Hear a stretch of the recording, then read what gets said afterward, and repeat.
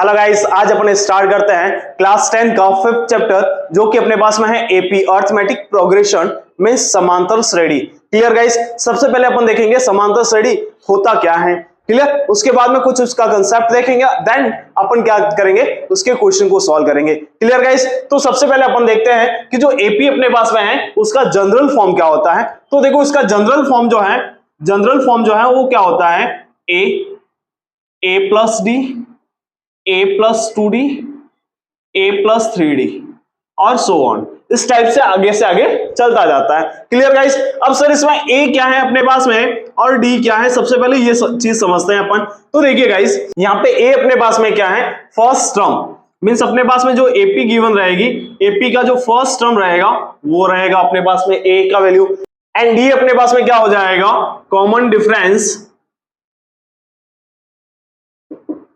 Clear है, बस ये अपने को याद रखना है। मींस इसका जो जनरल फॉर्म है बहुत जगह काम आएगा जब अपन चैप्टर को सॉल्व करेंगे। क्लियर है, देन गाइस अपन नेक्स्ट स्टेप पे चलते हैं। अपने पास में कुछ एपी इस टाइप में होगी, फर्स्ट टर्म लिखा हुआ होगा, फिर सेकेंड टर्म, फिर थर्ड टर्म, फिर फोर्थ टर्म। क्लियर है, एंड सो ऑन।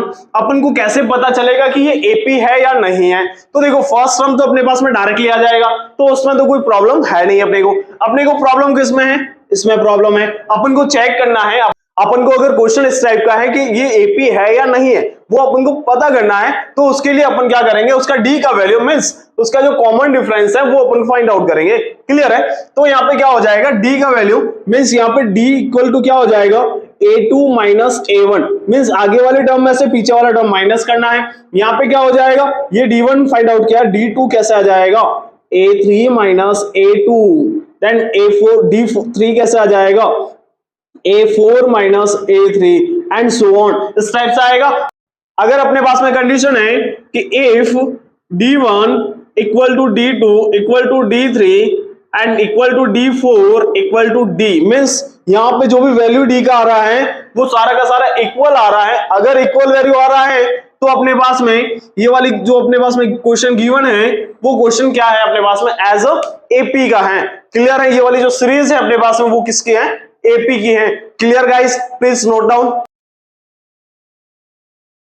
अब गाइस एक एग्जांपल लेके अपन सॉल्व करते हैं। जैसे कि अपन को दिया हुआ है 3, 6, 9, 12 एंड सो ऑन, देन अपन को पता करना है कि ये एपी है या नहीं है। क्लियर है, देन क्या हो जाएगा, यहां से सबसे पहले ए का वैल्यू क्या है अपने पास में, तो 3 है।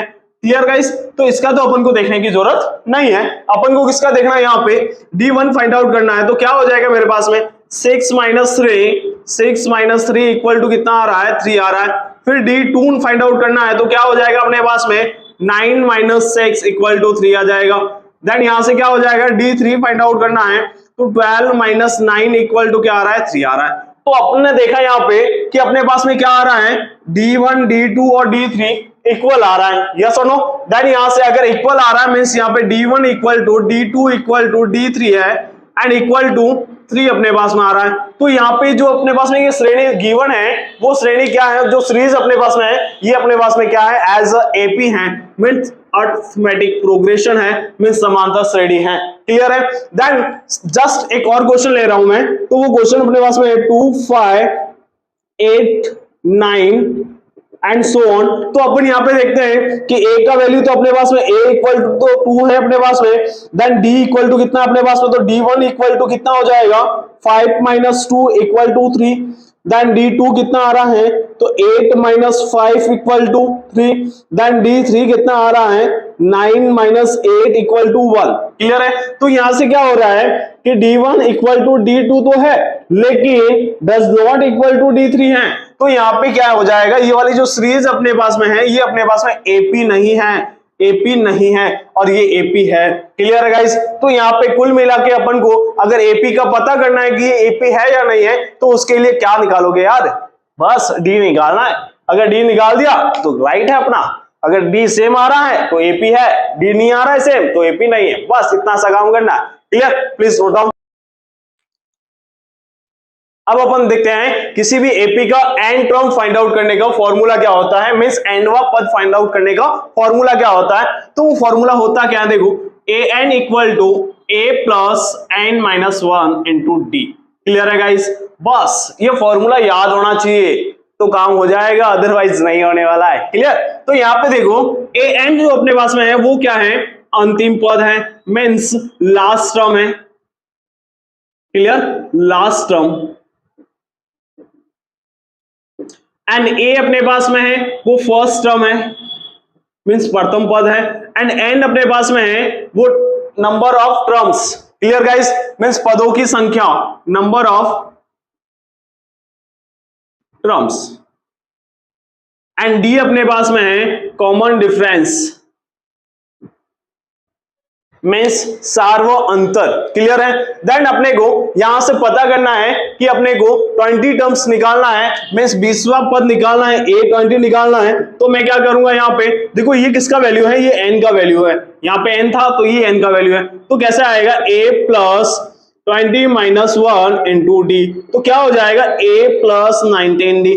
तो देखो यहां से एक चीज निकल रही है, अगर यहाँ पे 20 ले रहे हो तो यहाँ पे क्या आ रहा है, एक कम आ रहा है कि नहीं आ रहा है? अगर मैं आपको बोलूं 100 टर्म फाइंड आउट करना है, मींस A 100 फाइंड आउट करना है, तो क्या करोगे आप, तो डायरेक्टली फॉर्मूला लिख सकते हो आप, क्या लिखोगे, A प्लस 99D, बस एक कम कर लो इससे। क्लियर है? अगर मैं यहाँ पे बोलूं आपको कि मुझे निकालना है A 200, तो मैं क्या करूंगा, डायरेक्टली A प्लस 199D, बस यहां से एक कम कर लो, बस एक कम कर लिया था काम हो जाएगा।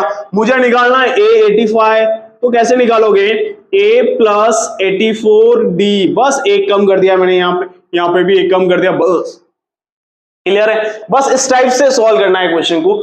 ये जो है वो एक रामबाण तरीका इस चैप्टर को सॉल्व करने का, ये अगर आपके माइंड में आ गया है देन चैप्टर इजीली सॉल्व हो जाएगा, मतलब कुछ नहीं है चैप्टर। क्लियर है गाइस? मींस मक्खन हो जाएगा, हवा में उड़ जाएगा, ठीक है ना? ये चीज और इसका जो जनरल फॉर्म लिखवाया था मैंने अभी जस्ट स्टार्टिंग में, देन वो दोनों चीज अगर अच्छे से कर लेते हो देन ये चैप्टर अच्छे से होने वाला है और हवा में उड़ने वाला है। क्लियर है गाइस? Please note down.